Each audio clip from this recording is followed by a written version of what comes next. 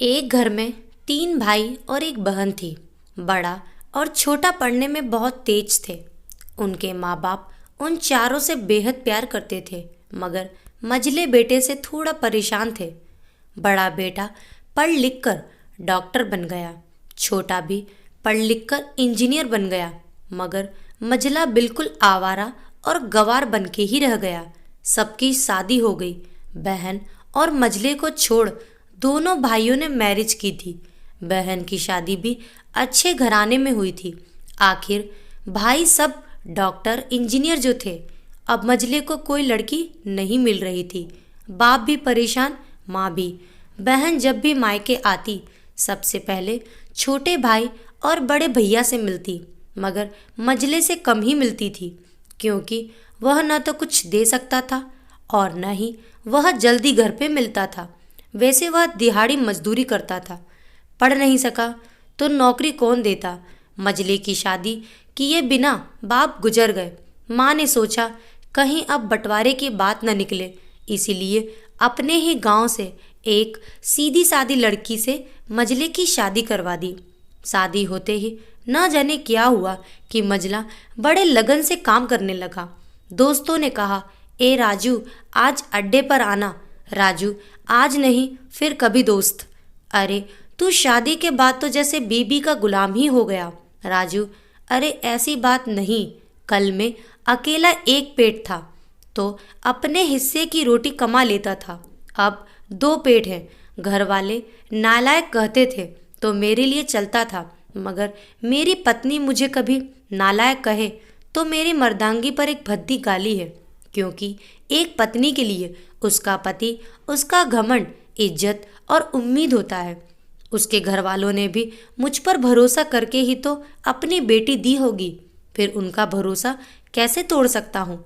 College में नौकरी की डिग्री मिलती है और ऐसे संस्कार माँ बाप से मिलते हैं।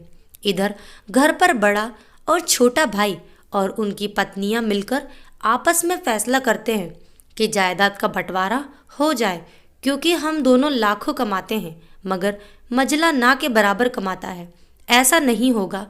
माँ के लाख मना करने पर भी बंटवारे की तारीख तय होती है। बहन भी आ जाती है, मगर राजू है कि काम पे निकलने के लिए बाहर आता है। उसके दोनों भाई उसको पकड़कर भीतर लाकर बोलते हैं कि आज तो रुक जा, बंटवारा कर ही लेते हैं।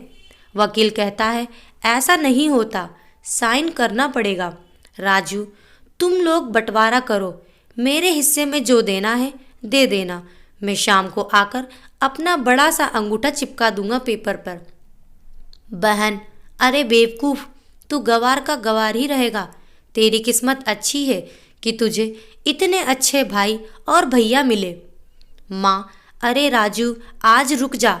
बंटवारे में कुल 10 बीघा जमीन में दोनों भाई 5-5 रख लेते हैं और राजू को पुश्तैनी घर छोड़ देते हैं। तभी राजू जोर से चिल्लाता है, अरे फिर हमारी छुटकी का हिस्सा कौन सा है। दोनों भाई हंसकर बोलते हैं, अरे मूर्ख, बंटवारा भाइयों में होता है और बहनों के हिस्से में सिर्फ उसका मायका ही है। राजू, ओह, शायद पढ़ा लिखा ना होना भी मूर्खता ही है। ठीक है, आप दोनों ऐसा करो, मेरे हिस्से की वसीयत मेरी बहन छुटकी के नाम कर दो। दोनों भाई चकित होकर बोलते हैं, और तू। राजू माँ की ओर देखकर मुस्कुरा के बोलता है, मेरे हिस्से में माँ है ना। फिर अपनी बीवी की ओर देखकर बोलता है मुस्कुरा के, क्यों माधुरी जी, क्या मैंने गलत कहा। माधुरी अपनी सास से लिपटकर कहती है, इससे बड़ी वसीयत क्या होगी मेरे लिए कि मुझे माँ जैसी सासू मिली और बाप जैसा ख्याल रखने वाला पति। बस यही शब्द थे जो बंटवारे को सन्नाटा में बदल दिया। बहन दौड़कर अपने गवार भैया से गले लगकर रोते हुए कहती है कि माफ़ कर दो भैया मुझे, क्योंकि मैं समझ न सकी आपको। राजू, इस घर में तेरा भी उतना ही अधिकार है जितना हम सभी का। बहुओं को जलाने की हिम्मत किसी में नहीं, मगर फिर भी जलाई जाती हैं, क्योंकि शादी के बाद हर भाई हर बाप उसे पराया समझने लगते हैं। मगर मेरे लिए तुम सब बहुत अजीज हो, चाहे पास रहो या दूर। माँ का चुनाव इसलिए किया ताकि तुम सब हमेशा मुझे याद आओ, क्योंकि ये वही कोख है जहाँ हमने साथ साथ 9 9 महीने गुजारे। माँ के साथ तुम्हारी यादों को भी मैं रख रहा हूँ। दोनों भाई दौड़कर मंजले से गले मिलकर रोते रोते कहते हैं, आज तो तू सचमुच का बाबा लग रहा है। सबकी आंखों में पानी ही पानी। सब एक साथ फिर से रहने लगते हैं। दोस्तों, कहानी आपको कैसी लगी कमेंट बॉक्स में ज़रूर बताएं और लाइक करें, शेयर करें, सब्सक्राइब करना ना भूलें। Thank you.